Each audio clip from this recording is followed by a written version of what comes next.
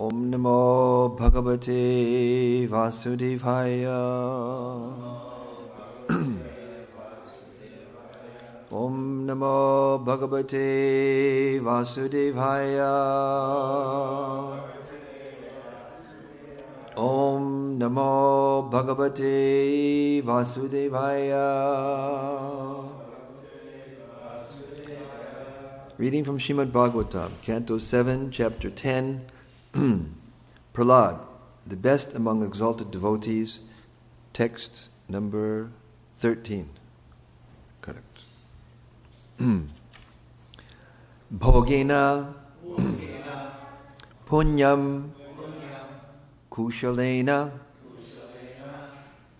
papam kalevaram kalajavena hitva kirtim vishuddham sudaloka gitam.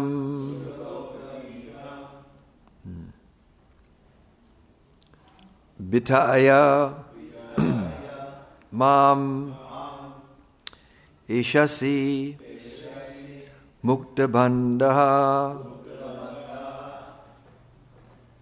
Bhogena punyam kushalena papam Kalevaram kalajavena hitva Kirtim vishuddham sudaloka dhitam Vitaya mam ishasi bhukta bandha Bhogena punyam kushalena papam Kalevaram kalajavena hitva Kirtim vishuddham sudaloka gitam Vitaya mam ishasi mukta bandha Bhogena punyam kushalena papam Kalevaram kalajavena hitva Kirtim vishuddham sudaloka gitam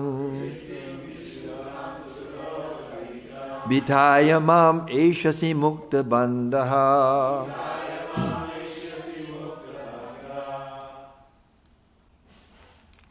Bhogena, by feelings of material happiness. Punyam, pious activities or their results. Kushalena, by acting piously. Devotional service is the best of all pious activities. Papam, all kinds of reactions to impious activities. Kalevaram, the material body. Kalajavena, by the most powerful time factor. Hitva, giving up. Kirtim, reputation. Vishuddham, transcendental or fully purified. Sudaloka gitam, praised even in the heavenly planets. Vitaya, spreading all through the universe. Mam, unto me. Ishasi, you will come back. Mukta bandha, being liberated from all bondage. Translation by His Divine Grace. A.C. Bhaktivedanta Swami, Srila Prabhupada ki jai.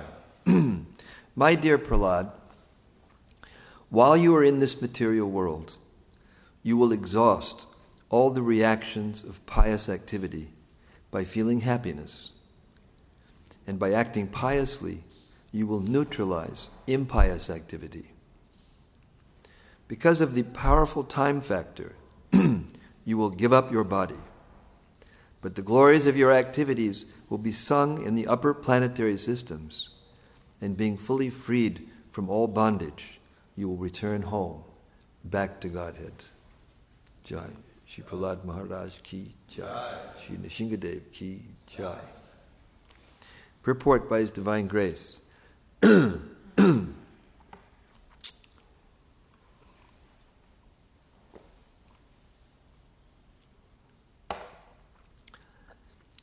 Srila Vishwanath Chakravarti Thakur says, Evam Prahladasyang Shena Sadhana Siddhatvam Nitya Siddhatvam Cha Naradhad Vijad Gyayam. There are two classes of devotees, the Sadhana Siddha and the Nitya Siddha. Prahlada Maharaj is a mixed Siddha. That is, he is perfect partly because of executing devotional service and partly because of eternal perfection. Thus he is compared to such devotees as Narada. Formerly, Narada Muni was the son of a maidservant, and therefore in his next birth he attained perfection, sadhana siddhi, because of having executed devotional service. Yet he is also a nitya siddha, because he never forgets the Supreme Personality of Godhead. The word kushalena is very important. One should live in the material world very expertly. The material world is known as a world of duality because one sometimes has to act impiously and sometimes has to act piously. Although one does not want to act impiously, the world is so fashioned that there is always danger. Padam, padam, yad vipadam. Thus, even when performing devotional service, a devotee has to create many enemies. Prahlada Maharaj himself had experience of this, for even his father became his enemy. A devotee should expertly manage to think always of the Supreme Lord, so that the reactions of suffering cannot touch him. This is the expert management of papa punya, pious and impious activitis. An exalted devotee like Prahlada Maharaj is jivan mukta. He is liberated even in this very life, in the material body. Srila Prabhupada ki Jai. Srila Prabhupada's purports are so crystal clear. Sometimes when I finish reading, I think, what am I going to say after that? But anyway, on his order we have to say something, so we'll try to say something. Om Jnana Timidandasya Gyananjana Shalakaya Chakshurun Militam Jena Tasmai Shri Gurave Namaha Shri Chaitanya Manobhishtam Stapitam Jena Bhutale Swayam Rupa Gadamayam Dadati Swapadantikam Mukam Karurivachalam Pangam Langayate Girim Yad Kripa Tamaham Bande Shigurun Dinataranam Namashreshtamanum Apisachiputram Atrasarupam Rupam Tasyagajim Udupudim Matudim Goshtavatim Radha Kundam Girivadamoho Radhika Madhavasam Prapto Yasya Patita Kripiya Shigurun Tannatosmi Vandeham Shri Guru Shri Yuta Padakamalam Shri Gurun Vaishnavangscha Shri Rupam Sagrajatam Sahagana Raghunathan Vitam Tam Sajivam Sadvaitam Sadvadutam Purijana Sahitam Krishna Chaitanya Devam Shri Radha Krishna Padan Sahagana Lalita Shri Vishakan Vitangscha Namo Vishnu Padaya Krishna Pristaya Bhutale Shrimate Bhaktivedanta Swami Niti Namane Namaste Saraswati Deve Gaudavani Prachadane Nirvishesha Shunyavadi Paschatya Deshatadane Vanchakalpatarubhyascha Kripa Sindhubhya Evacha Patitanam Pavanebhyo Vaishnavebhyo Namo Namaha. Jai Shri Krishna Chaitanya Prabhu Nityananda Shri Advaita Gadadhara Shivasadi Gaura Bhakta Vrinda. Hare Krishna Krishna Krishna Hare Hare Hare Rama Rama Rama Hare Hare. Antaya Madhulabala Hadidasya Bharyo Yad Rama Krishna Chadanas Padasha Pramodaha Manam Tanoti Sahago Ganayostayo Yat Pani Yasuya Vasakandana Kandamulahai Matsamo Nasti Papatma Napadadi Nakaschana Padi Hare Pilajjame Kim Bruve Purushottama Yuvatinam Tatayuni Yunam Cha Yuvatau Yata Mano Bidabiti Tadvam Mano Me Ramatam Twayi Bhumau Skalita Padanam Bhumyadeva Balambanam Twayi Jatapadanam Tvam Meva Sharanam Prabho Govinda Balabe Radhe Pratye Tamaham Sada Tudiyam iti janatu Govindo mam tvaya saha Radhe Vrindavanadishe Karunamrita Vahini Kripaya Tava Padabja Dasyam Mayam Pradiyatam. Hare Krishna.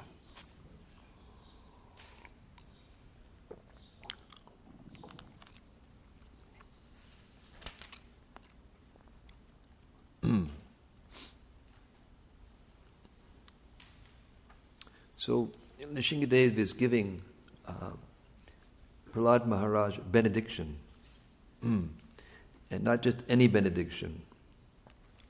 He's giving him the ultimate benediction that he will be able to return to the spiritual world at the end of his present life. And yesterday we read this verse. It does not matter that you are in the material world. You should always, continuously, hear the instructions and messages given by me, and always be absorbed in thought of me. For I am the super soul existing in the heart of everyone's heart, in the core of everyone's heart. Therefore, give up fruitive activities and worship me. So this is an instruction, you see. This is a clear instruction. Do this. And then he says, while you are in this material world, you will exhaust all the reaction to pious activity by feeling happiness, and by acting piously, you will neutralize impious activity. Because of the powerful time factor, you will give up your body, but the glories of your activities will be sung in the upper planetary systems, and being fully freed from all bondage, you will return home back to Godhead. So this is the situation. The Lord's mercy and His blessings, they come in the form of His instructions. There's a sentence in Srila Prabhupada's purports of the 4th chapter of Adi Lila, Chaitanya Charitamrita, where he says that the Bhakti Lata Bij, he defines the Bhakti Lata Bij to be the instructions given by the spiritual master, the following of which results in perfection and one's returning back to the spiritual world to enjoy with Krishna his original position, his original relationship in loving service. But while we're in this material world, even when we are perfect in the sense that we know that Krishna is the Supreme Lord and are engaged in devotional service wholeheartedly, by nature of the material world, by the nature of the laws that govern the material world, one inevitably must come in contact somehow or other, even if not willfully, with pious and impious activities. Especially in Kali Yuga. We're talking here Satya Yuga. This is the Satya Yuga, and he's telling him this. What to speak of Kali Yuga, where you just open your eyes in the morning and you everything that bombards you. When you go out the door and walk down the street and go to buy something at a store or something, you just get bombarded with so much sin. It's it's practically impossible to avoid being some of it sticking on you. It's like they have that saying, the tar baby. You touch the tar baby and you get tar on you. Prabhupada used to say, when you go and kill a skunk, the smell gets on your hand. You may not intend it. You may be doing something good. You may be trying to relieve others from some, abominable, situation. But, even the devotees in this material world, we have to act in this material world, and we have to experience different things. See, even the perfected devotees. We were fortunate enough to be present in the room when Srila Prabhupada left this world. A perfect, liberated, eternally liberated person. And it was a difficult thing. Internally, of course, Srila Prabhupada was fixed. Even at the end, he was always preaching and always in the same consciousness. The same words were coming out of his mouth, exactly the same. But the vehicle, due to being constructed from this material nature, the vehicle, he couldn't speak it, It was like the words were the same, but they were very weak. You had to put your mouth right next to the ear to hear. So when we hear in this purport that, Prahlada Maharaj was, partly, Nityasiddha and partly Sadhanasiddha, our brains, our linear thinking intelligence trained, especially in the West, we're trained in this linear thinking. It's either black or it's white. It's either true or it's false. It's either this or it's that. So when we hear something, it's this and it's that. Prahlada Maharaj is partly liberated, eternally liberated, and partly perfected being from practicing in this world devotional service. We say, oh, how is that? How is that? And we become confused, and sometimes we even doubt comes into our mind. And from that doubt comes weakening of faith. And from that weakening of faith comes a lack of strength in our spiritual practices, a lack of wholeheartedness in our hearing. And then we become weak, and then we fall again into the material pool, being neither Siddha Nitya or Siddha Sadhana. we end up becoming again, entrapped and ensnared in the material nature. So Nishingadev is here giving Prahlada Maharaj benediction that you won't become ensnared. Even though you're going to experience things in this material world, you won't become ensnared because I'm giving you this benediction. I'm giving you an instruction, and he's also giving him the benediction that he could follow the instruction. Now, this is up to us. This is where the free will comes in. You see, when we're in the material world, we become under the laws of material nature. Krishna explains this very clearly in the Gita. Prakrite kriyamanani gunai karmani sarvasha ahankara vimudatma kartahamita manyate. He said, the bewildered soul under the influence of material nature thinks himself the doer of activities which are actually being conducted by the material nature. So that verse explains predestiny. And if you take it just that verse without any other verse, you may think, oh, I'm predestined to be like this or predestined to be like that, so what use is there to try even? I'll just go along and, whatever happens, happens. And that's what happens. People take one verse out of context and they don't take the whole philosophy, and then they think there is no free will, and whatever Krishna, when we preach in India sometimes, we please come to the temple if Krishna wants. Please come do that. If Krishna wants. Krishna's doing everything. If Krishna wants. And they won't respond to your invitation. They won't respond. This is a very important point. Because we need to preach. Srila Prabhupada is asking us, to get to this Siddha platform, we have to become advanced. And what do we advance from?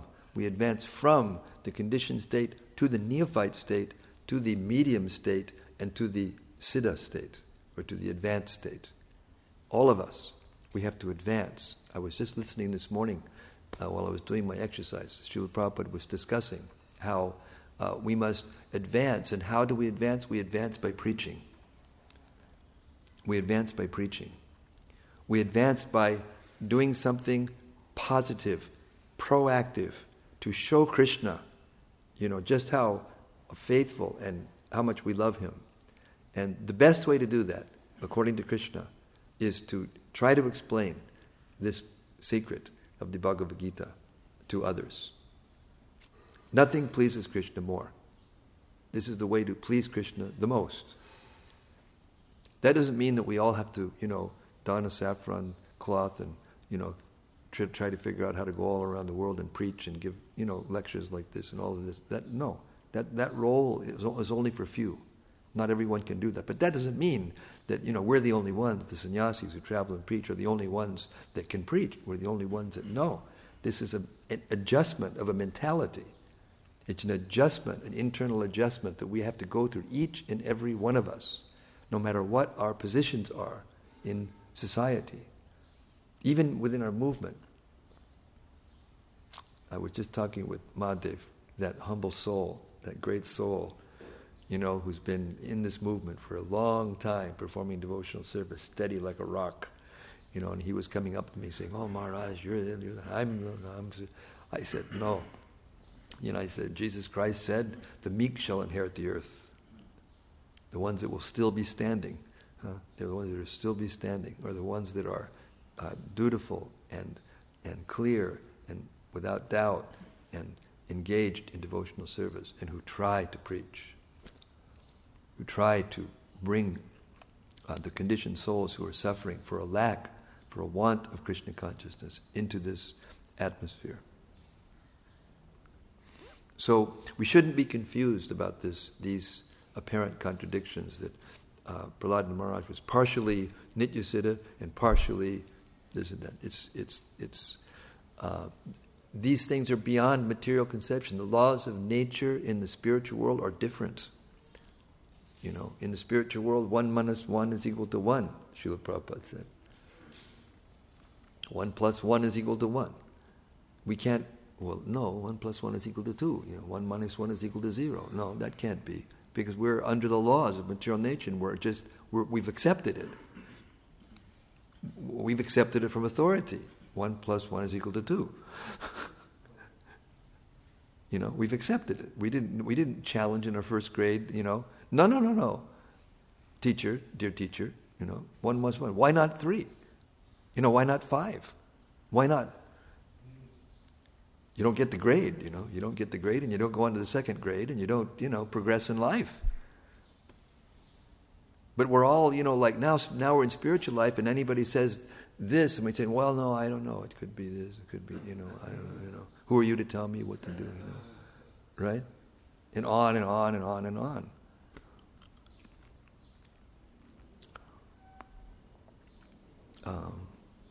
So there's danger in this material world. This material world is a dangerous place. It is certified by Krishna. Dukhalayam shasvatam. It is a temporary place, and it is full of misery. I was talking with Vaish, and we were analyzing the potential that the body has for giving pleasure and the potential that it has for giving pain. If you put them on a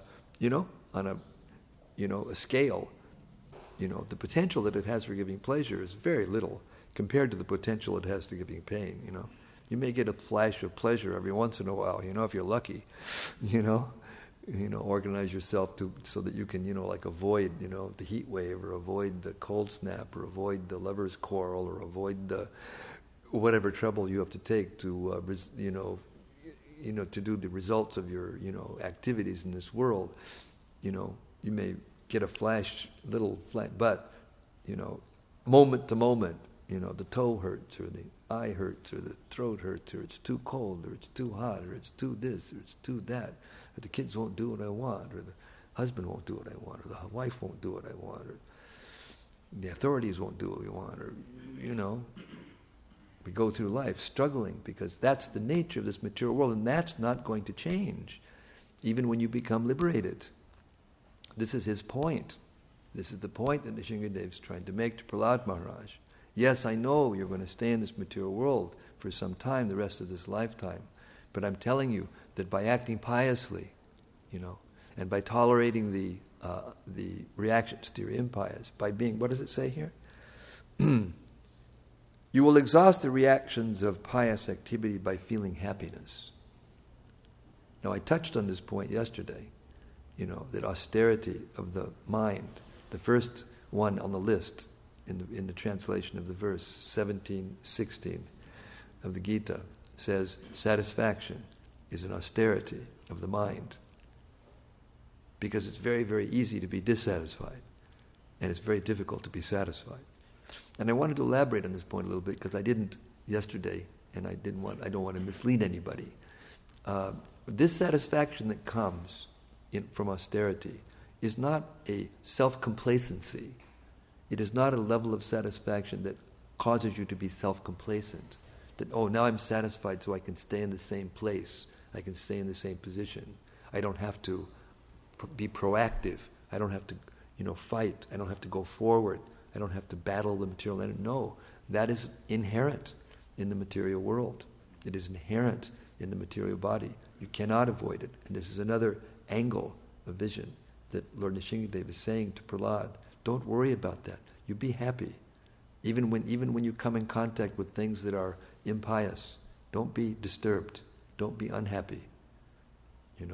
In the beginning of Bhagavad Gita, the whole first section, from the first instruction, not tvam shochitamarasi, don't lament. It's the same instruction. Be happy. Don't lament over the birth and death and all these things that are happening, because they're temporary. And he says it many times in that first few verses of the instructions. Not to lament. Be equal in happiness and distress. Don't be swept away with lamentation when something bad happens. Don't become swept away with jubilation when something good happens. Because the next moment it'll turn to something else. And you'll always be in this roller coaster of emotions, and the actual thing that you're looking for, the actual perfection that's being discussed here, will evade you. It will escape you. Therefore, Shinkadev is giving this instruction clear to Prahlada Maharaj. He's liberated. He's been touched by the hand of the Lord. If you are fortunate enough to be actually touched physically by the hand of the Lord or His incarnation, then you are liberated immediately, no question. When people saw Lord Chaitanya chanting and dancing, just by seeing him, they became liberated immediately.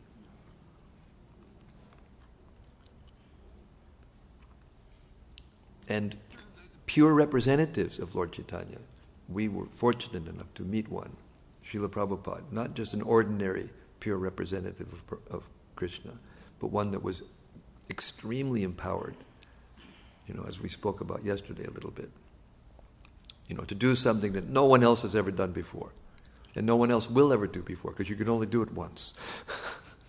That is real unique devotional service. Only, not just liberated, or whether you were Siddha, whether you're Nitya or Sadhana, this is beyond. This level of perfection is beyond. Anybody who tries to put himself on the same platform as Prabhupada, coming to the West and thinking they're doing the same thing, sorry, no offense intended to anybody, but Srila Prabhupada did something no one else could do. And we put him in that position, therefore he was very, very careful that we have his Vyasa-san in the temple room, and that his name and his title as the founder Acharya is very clearly maintained and preserved in the movement, because he's more than guru. more than just Mahabhagavat, more than Nitya, more than Uttama. He's empowered. And only a handful of people in the history of our sampradaya are in that category, you see.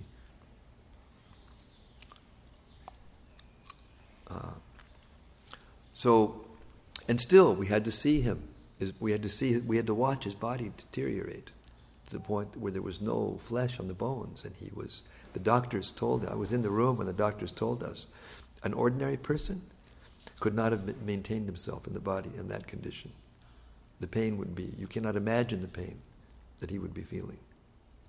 And he stayed there, and he showed us by his practical example how to leave the body and how to be happy under all circumstances. Therefore it says here, you will exhaust all the reactions of pious activity by feeling happiness, and by acting piously, you will neutralize impious activity. So we have to give up both pious and impious activity in this world in order to attain perfection. And how do we do that? We already discussed, we can't avoid impious, or we can't avoid suffering in this material world. We can't avoid the happiness and the distress and all these things that happen. Krishna never says it. He never says, okay, now you're my devotee, now you won't have any happiness and you won't have any distress in this material world. He says, sukha dukkha same kritva, labha labha jyajyo. And there's many verses like this where he says this. Samadukha sukham didam. Somitatva yakapta. You have to be equal. Samadukha sukham didam. Sama means equal. Dukkha means distress. Sukha means happiness. And we're thinking, oh, now I'm renounced, so I'm free from... So no. He said, sannyasastu mahabaho dukkha yona evate. Sannyas, renunciation, that's a source of suffering. You don't believe me? Try it. Go ahead. You think you're going to be free from suffering because you're taking sannyas? Forget it. And then later in the same chapter he says, yehi sang sparshaja boga dukkha yona evate. Sense gratification, that's also a source of suffering. Yeah, it's interesting. You've got the 5th chapter, you can look it up and read it for yourself. These 2 verses, sannyasastu mahabaho dukkha yona evate. If you renounce without devotional service, it's simply suffering. And if you engage your senses in sense gratification without devotional service, it's also, a source of suffering. So we come back to that verse. Prakriti kriyamanani gunai karmani sarvasha ahankara vimudatma karta hamita manyate. We're mudha. We're foolish. We're influenced by false ego if we think that, we are the doers. Krishna is the doer. The material nature is the doer. But what is the next verse? Somebody remembers. Tattvavittu mahabaho. This is the next verse. Tattvavit means the knower of the truth. Vit means to know. Tattva means the truth. Tattvavittu mahabaho guna karma vibhagayo. Guna shivartanta. Iti matvana sajjate. Those who are actually in the truth, those who have heard the truth, and you can't get this except from hearing from someone who's outside of the pious and impious reactions of the material world. You can't get this truth in any other way. Those who know that, those who have the truth, who have heard the truth, they see the difference between sense gratification and devotional service, and they choose devotional service. So you have 2 verses, one after another, one of which says you're destined to be predestiny, and the next verse says there's free will. So these things are happening simultaneously, predestiny and free will, and it requires spiritual intelligence to understand it. Just as it requires spiritual intelligence to understand how a person can be partly Nityasiddha and partly a Sadhanasiddha.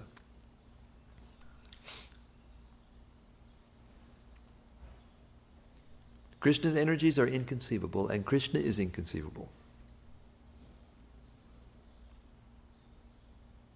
So the secret of advancing in devotional service is to accept Krishna for what he is, without manipulating, with our own imperfect intelligence, and surrendering fully, because he is the Supreme Personality of Godhead.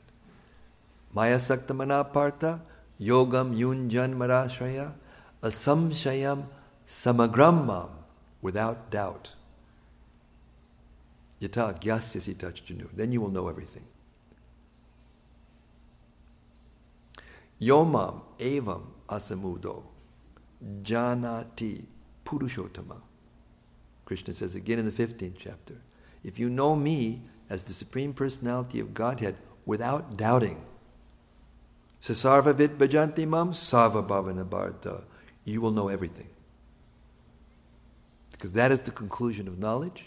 And once you actually accept that fully, without doubting, without hesitation, then whatever you need to know will be available to you by hearing from Krishna. So when we're in this position, we're so fortunate we cannot calculate our good fortune. And what do you do when you get such good fortune? What must you do? You must share it with others. This is the difference between Mahatma and Kripana. The Kripana doesn't know how to utilize the gains that come from work or fortune or whatever. There's that famous story of Scrooge, the character, the Dickens character, Scrooge. He was very rich, but he just kept it all. And he looked at it and ran his fingers through it and said, "Oh, I'm so rich, oh. And meanwhile, people were suffering, and he had money, and somebody had nothing, and he didn't give.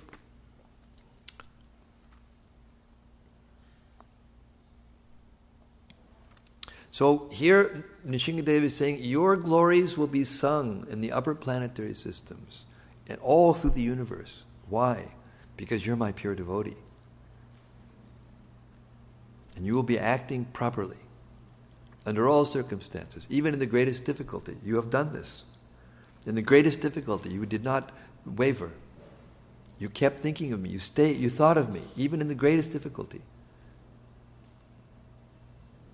This is the secret of spiritual life, and it's the conclusion of Bhagavad Gita, and it's the conclusion of all Shastra.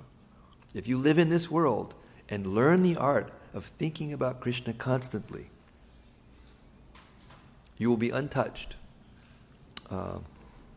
There's this famous purport in the 9th chapter of the Gita. It says,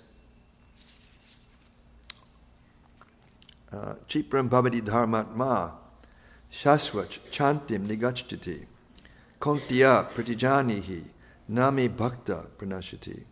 He quickly becomes righteous and attains lasting peace. O son of Kunti, declare it boldly that my devotee never perishes. This is a great purport, and I'm going to read it out for about the 100th time in the sample room because it's so good. I like to hear it again and again. Purport.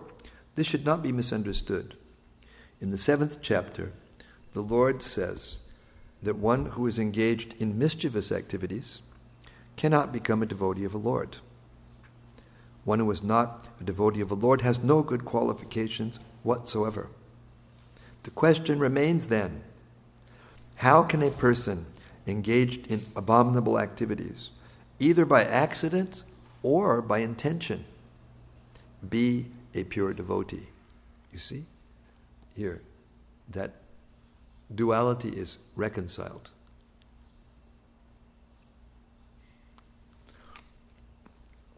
This question may justly be raised. The miscreants, as stated in the 7th chapter, who never come to the devotional service of the Lord, have no good qualifications, as it is stated in the Srimad Bhagavatam.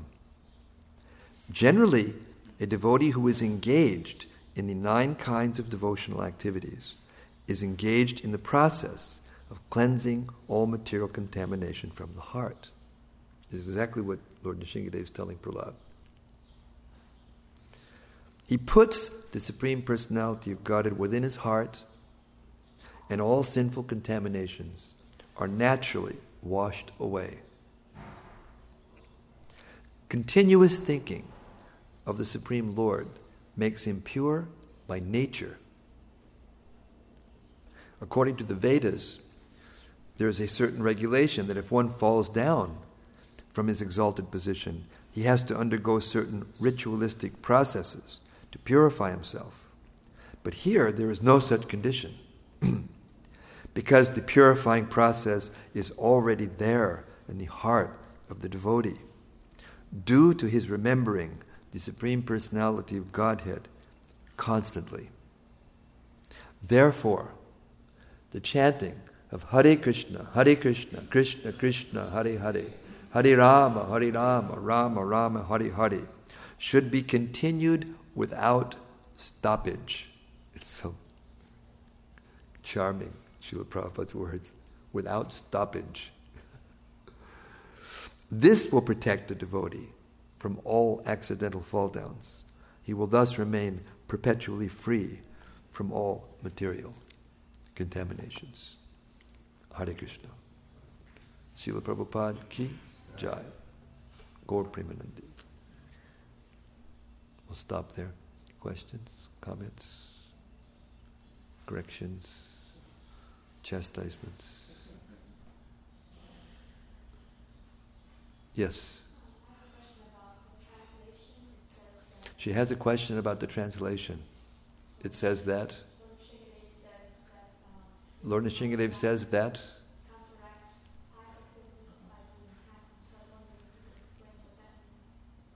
boy, that's what I've been trying to do for the whole class. I didn't get it. Didn't get there. Counteract material activity, impious activities by happiness. Pious activities by happiness. Yes, because it means that one has to be steady in pious and impious activities. That's what it means. We can't take that sentence out of context from the rest of the purport, which says, you will, and by acting piously, you will neutralize impious activities. So it's not just by smiling, through it all, that it's going to change. You have to act piously also. In other words, we have to reject impious activity. I'll read it again so you get the whole context. My dear Prahlada, while you are in this material world, you will exhaust all the reactions of pious activity by feeling happiness, and by acting piously, you will neutralize impious activity. So the actual exhaustion of the reactions of pious activity is coming from acting piously. And from acting piously, you feel happiness.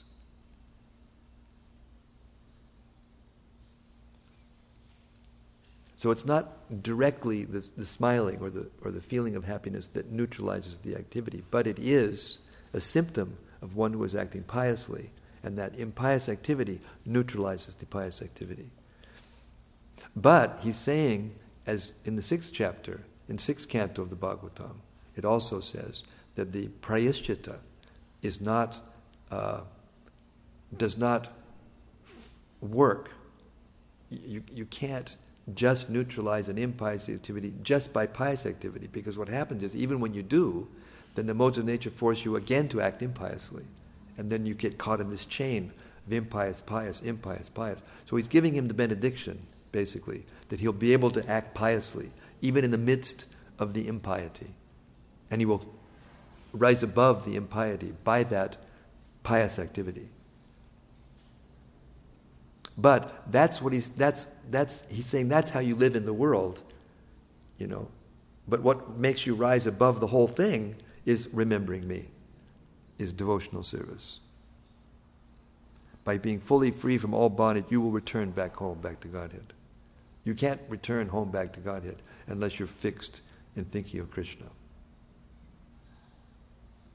So the point is, and there's a nice verse, if I can remember it in old age, Indriyas yarte ragadvesho vivastitao tayor navasham agachjet tauyasya paripantino. There, Krishna tells Arjuna that there are rules and regulations to regulate pious and impious activities, or pious activities. But one should not come under the control of those regulations, because that is also a stumbling block. In other words, the pious activity is also a stumbling block. The reactions to pious activity, material happiness, is also a stumbling block.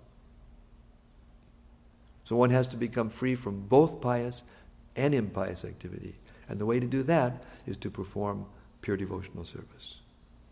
And the way to do that is to constantly think of Krishna. And the way to do that is to learn who Krishna is, to hear who Krishna is, so that one's conviction of who Krishna is grows and grows to the point where you can't do anything but think of Krishna, because you know you're completely dependent on him. And he's the most wonderful. And he has all the goods. He's the only one that has all the goods. He's the only one that can respond to your needs and provide whatever you need. What to speak of the pure devotional service or love for him? So we shouldn't get confused about this pious and impious and how this is going to happen, because one thing leads to another. No one can live in the world and do all pious activities, like we were saying in the beginning of the class. Inherently, there's impiety. You must come in contact with it, even if you don't engage in it yourself. Like here we are living in America, and we're, hey, we're trying to be nice guys. We're Americans, fair play and all this. But the economy is just now crunching us all, and the results of the group reactions of what's going on is causing, chaos in the weather and the, things, and you can't avoid that, You can't avoid those things, the reactions to impious activities in this world. So we act pious, and therefore we stay above the fray and feel that by that happiness that comes from that. You see. But at the same time, we have to stay there and not ourselves again be engaged in impious activity. Therefore, he says, I'll read it again, just in case my words haven't caught it yet. My dear Prahlad, while you are in this material world, you will exhaust all the reactions of pious activity by feeling happiness, and by acting piously, you will neutralize impious activity.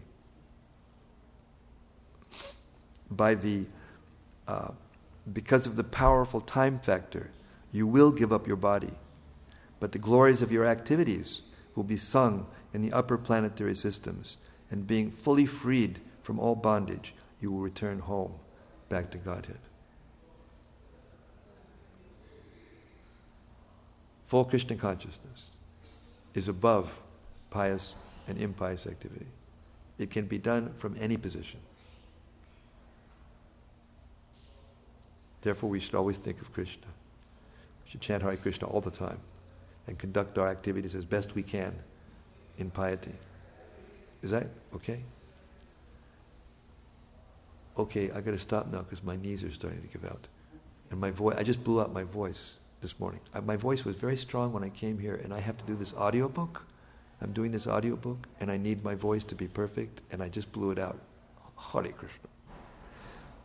So if I have to really monitor this to be able to get the work done that I have to get done to do the correction, so that this audiobook of Srimad Bhagavatam Lecture can come out.